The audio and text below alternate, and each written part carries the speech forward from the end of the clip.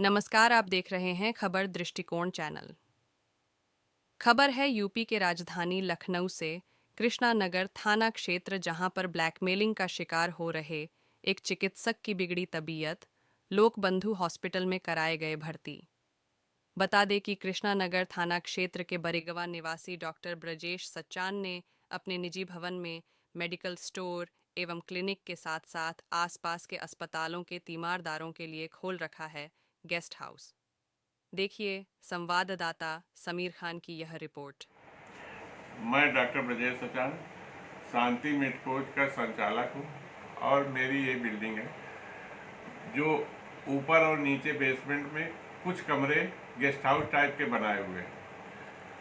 उसमें एक 21 तारीख के दिन लगभग 11 बजे मेरे वर्कर ने बताया कि एक लोग आए जो अपने आप को पत्रकार बताते हुए कहा कि मुझे कमरा दे दीजिए और मेरे व्यवस्था करा दीजिए। तो बोले पैसा जमा करवा दो तब कमरा मिल पाएगा। तो बोले कि नहीं, अपने मालिक से बात करिए, मुझे पूरी व्यवस्था कराइए और पैसा नहीं, वो पैसा खुद देंगे। तो मेरे को फ़ोन आया तो मैंने कहा कि चलो बैठा लो, मैं आ रहा हूँ। जब तक मैं नीचे पहुँचता हूँ तब एक महिला पत्रकार बताती हुई और उसके साथ एक पुरुष बंदा आके मेरे नीचे बेसमेंट में कमरों में जबरन घुस गई और सीधे जाते जाते डस्टबिन में को पलट के कचरे में बताने लगी कि इसमें कंडोम, जबकि उसको ये क्या पता था कि ये डस्टबिन में कंडोम है। और बोली कि यहाँ देह व्यापार चल रहा है। मेरे 2 अटेंडेंट पहले से अपोलो के वहाँ रुके थे, उनसे भी उसने वीडियोग्राफी करके जायजा लिया और उसने वो वीडियोग्राफी न दिखा के दूसरा वीडियोग्राफी बना के उसने मेरे को आरोप लगाया कि देह व्यापार यहाँ होता है। जबकि मेरे वर्कर ने बताया नहीं कि जो है यहाँ अपोलो के मरीज के अटेंडेंट रुकते हैं, लेकिन वो बात न कह के उसने कहा यहाँ देह व्यापार चलता है। ये बात कह के जब मुझे सूचना गई तो मैं आया, तब तक पहुंचा। उसके बाद बातचीत हुई तो बोले कि इसमें क्या आप कहना चाह रहे हैं। तो हमने कहा देखिए, पत्रकार आप हैं, मैं पत्रकार जी से बात करा दे रहा हूँ। ये पत्रकारों का ये नहीं कि जो है हमको ये यहाँ शुल्क देते हैं।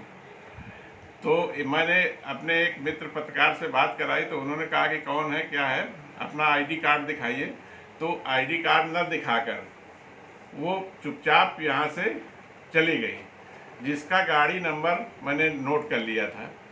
और उनके साथ एक महाराज जी करके भी बंदे थे जो कैमरा लिए थे, बाकी वो फोटोग्राफी अपने मोबाइल से कर रहे थे। उसके बाद जाने के बाद मैं थोड़ा सा भ्रमित हो गया, फिर मैं परेशान रहा, लेकिन मैं क्या करूं, कुछ नहीं। फिर रात तक मेरे पास मैसेज भेजने लगे, व्हाट्सएप से कॉल करने लगे कि इसको समझ लो, नहीं मैं आगे बढ़ा दूंगी, आपको कोई बचा नहीं पाएगा।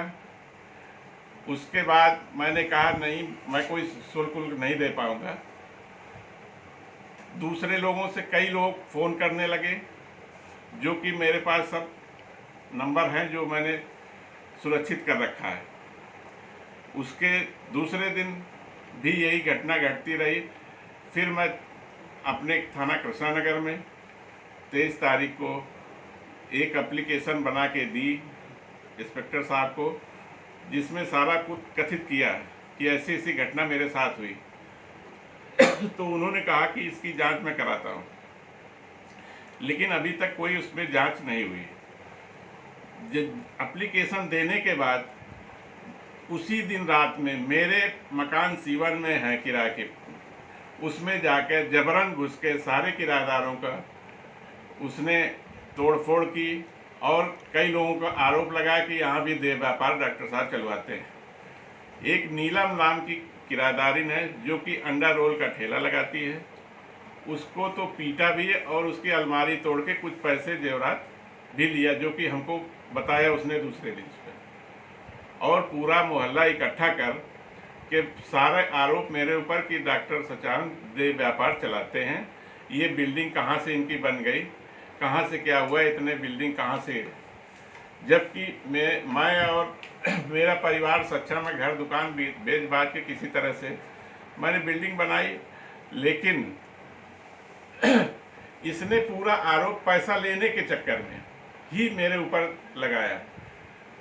जबकि मैंने पैसा आज तक अभी मांगा पैसा, लेकिन कई बार दिया नहीं है।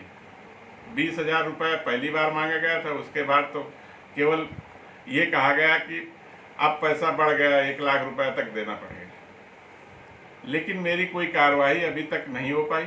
मैं बड़ा परेशान हूँ। मेरी जो है मार्केट में छवि सब लोग बड़ा सुन के परेशान है।